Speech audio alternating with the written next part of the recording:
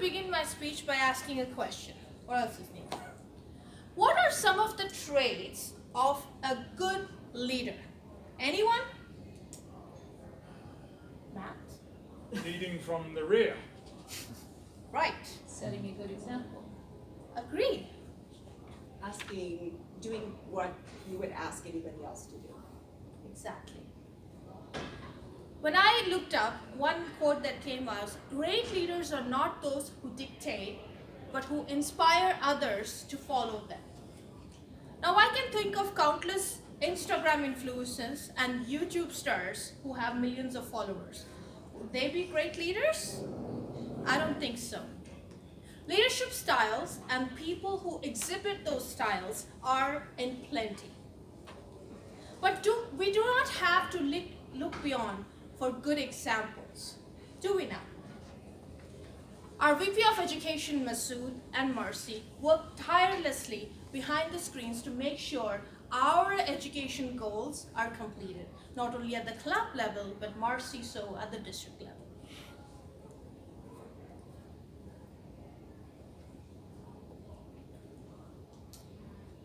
Jackie, the Krispy Kreme extraordinary shift manager, who can't say no. We remember her, right? And Lisa, who managed to corral together a team to put the annual potluck and other annual events. You don't have to look far. Look around you. There are leaders in here, a place where leaders are made.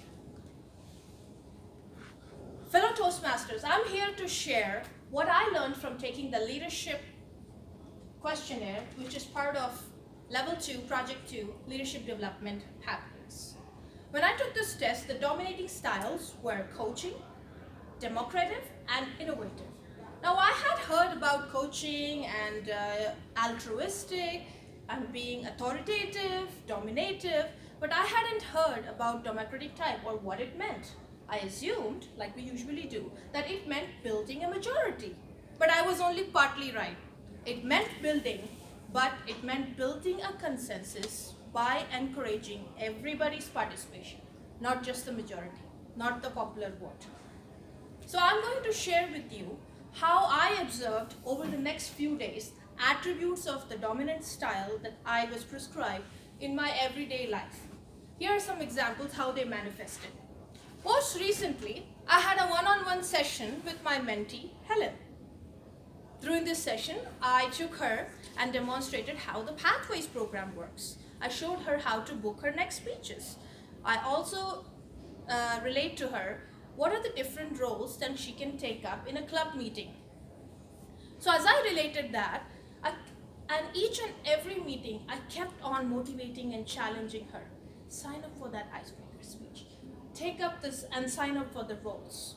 Now, it's known that the coaching type of leadership style is ineffective when the person who is mentored is adverse to change. However, as we all know, Helen is a person who, if her teacher gives one chapter, she actually reads 3.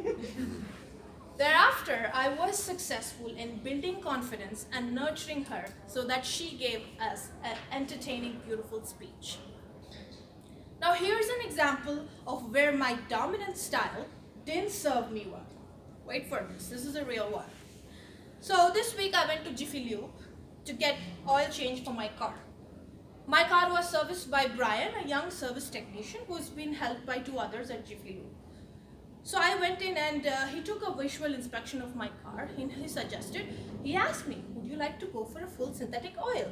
Now I want to right out admit, I know this much about internals of a car, a 0.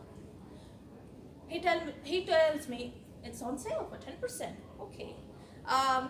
He showed me a pretty plugged up air filter and said, I would recommend this be changed as it will improve the engine performance. Okay, fine. I can see that your engine liter is 5.6. We only have 5 liters, so you need to pay for the extra. Okay, so Brian goes on and enters all the services in the order entry system. And I'm looking, and the total comes down to $178. Wait, where did that come from? I'm blindsided. So I asked Brian, You did not tell me before that choosing the full synthetic oil has a premium of $40 over the conventional oil. You could have told me that. Oh, never mind, we can change that. The guy behind the hood says, it's already in. Perfect. That's great. You do get $162 with the 10% off. Okay, thank you, Brian. Now, let's take a step back. I could just blame him for preying on my ignorance. But let's break down this approach. If I had used the authoritative style of leadership, I would have asked Brian, could you please give me a breakdown, estimated breakdown of all of the services that you're recommending based on your inspection?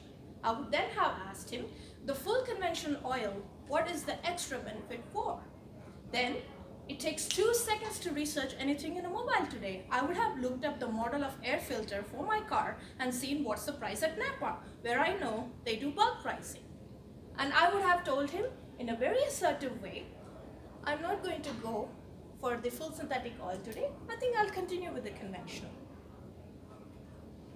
Did you see? The assertive and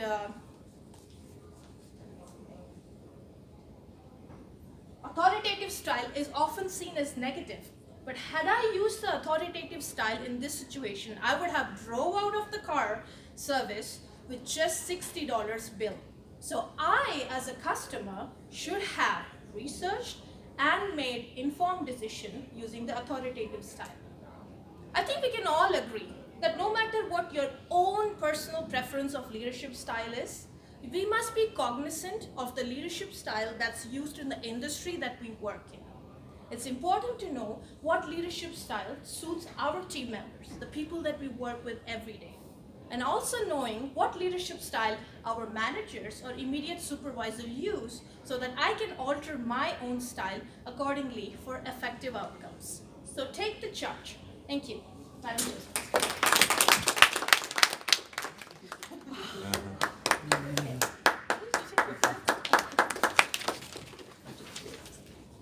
Thank you, Ruby, for that riveting speech.